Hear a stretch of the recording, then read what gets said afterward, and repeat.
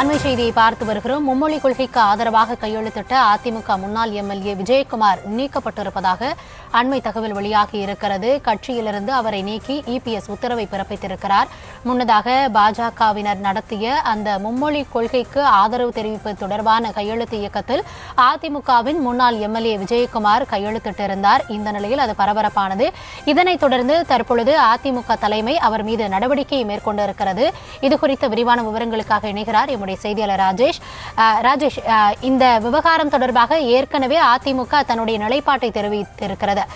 இருமொழி கொள்கைதான் அதிமுகவின் நிலைப்பாடு அப்படின்னு சொல்லப்பட்ட நிலையில அதிமுக எம்எல்ஏ கையெழுத்திட்டதே விமர்சிக்கப்பட்டது. தற்பொழுது அவர் மீது நடவடிக்கை எடுக்கப்பட்டிருக்கு. அந்த வெளியாகி இருக்கக்கூடிய அந்த அறிவிப்புல என்ன சொல்லியிருக்காங்க? கௌதமி வணக்கம். அதிமுகவினுடைய முன்னாள் எம்எல்ஏ கட்சியினுடைய அடிப்படை உறுப்பினர் உள்ளிட்ட அனைத்து பொறுப்புகளிலிருந்தும் நீக்கப்பட்டிருக்கிறார். ஏறக்குறைய கும்மிடிப்பூண்டி சட்டமன்ற தொகுதியினுடைய ஒரு முகமாக அறியப்பட்டவர் இந்த விஜயகுமார். KS விஜயகுமார் ஏற்கனவே கும்மிடிப்பூண்டி தொகுதியிலே 2 முறை சட்டமன்ற உறுப்பினராக இருந்திருக்கின்றார். இவர் அமைச்சர் சுதர்சனம் அவருடைய மகன். தீரன் அதிகாரம் என்று கார்த்தியுடைய திரைப்படம் ஒன்று வந்தது. அந்த திரைப்படத்தில் என்ன ஒரு உண்மை சம்பவத்தின் அடிப்படையில் தான் அந்த படமே எடுக்கப்பட்டது. இவருடைய தந்தையைத்தான் வடமாநில கொள்ளையர்கள் வெட்டி கொலை செய்தார்கள். அந்த படம் தான், அந்த கதையை தான் படமாக எடுக்கப்பட்டது. இவர் சமீபத்தில் செய்த அந்த கட்சியினுடைய கொள்கையை மீறிய செயல் என்றால் பாஜக நடத்திய மும்மொழி கொள்கைக்கு ஆதரவாக இவர் கையொப்பமிட்டார். தமிழகம் முழுவதும் பாஜகவினர் மும்மொழி கொள்கை தமிழ்நாட்டில் வேண்டும், அதாவது தமிழ் ஆங்கிலம் மட்டும் போதாது, இந்தி உள்ளிட்ட ஏதாவது ஒரு மொழியை படிக்க வேண்டும் என்பதுதான் பாஜகவினுடைய அந்த பிரச்சாரமாக இருக்கிறது. ஊத்துக்கோட்டை அருகே இவர் காரில் வந்து கொண்டிருந்த போது பாஜகவினர் இவரை வழிமறித்து பாஜகவினுடைய அந்த மும்மொழி கொள்கையை பற்றி விளக்கியதாகவும், ஆமாம் நானும் மனதளவில் இந்த மும்மொழி கொள்கையை ஏற்கின்றேன், இருமொழி கொள்கையில் எனக்கு உடன்பாடு கிடையாது என்று சொல்லி பாஜகவினர் கொடுத்த அந்த படிவத்தை வாங்கி அதில் கையொப்பமிட்டிருக்கிறார். அப்போது அவர் ஒரு வார்த்தையும் சொன்னதாக குறிப்பிடுகிறார்கள்.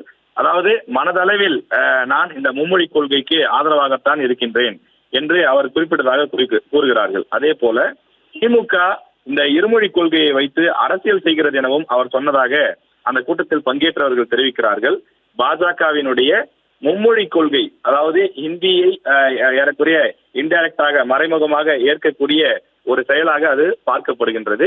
எனவே அதிமுக இதன் மீது கடுமையான ஒரு நடவடிக்கையை எடுத்திருக்கின்றது.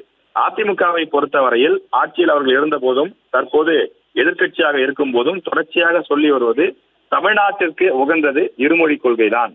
அதாவது தமிழ் ஆங்கிலம் இந்த 2 மொழியே போதும், தேவை என்றால் அவர்கள் ஹிந்தியோ கன்னடமோ எந்த மொழி வேண்டுமானாலும் கற்றுக்கொள்ளலாம், எந்த மொழிக்கும் நாங்கள் எதிரானவர்கள் கிடையாது என்பது அதிமுகவின் நிலைப்பாடு. ஆனால் கட்சியினுடைய கட்டுப்பாட்டை மீறி, கொள்கையை மீறி, தலைமை ஒரு அறிவிப்பு வெளியிட்டிருக்கும் போது அதனை மீறி கூட்டணியில் இல்லாத பாஜக முன்னெடுக்கக்கூடிய ஒரு விஷயத்திற்காக இவர் கையொப்பமிட்டது கட்சியினுடைய கட்டுப்பாட்டை மீறிய ஒரு செயலாக பார்க்கப்படுகின்றது.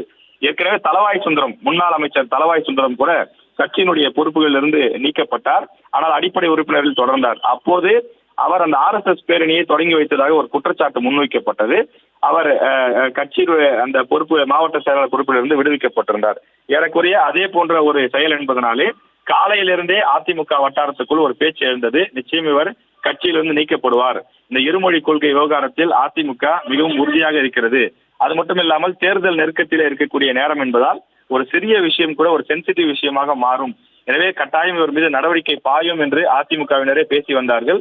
இந்த நிலையில் தற்போது விஜயகுமார் அவர் ஒன்றிய செயலாளராக செயல்பட்டு வந்தவர், அவர் தற்போது நீக்கப்பட்டிருக்கிறார். திருவள்ளூர் மாவட்டம் கும்மிடிப்பூண்டி தொகுதியை சேர்ந்தவர் KS விஜயகுமார் அதிமுகவின் அடிப்படை உறுப்பினர் இருந்து நீக்கப்பட்டிருக்கிறார்.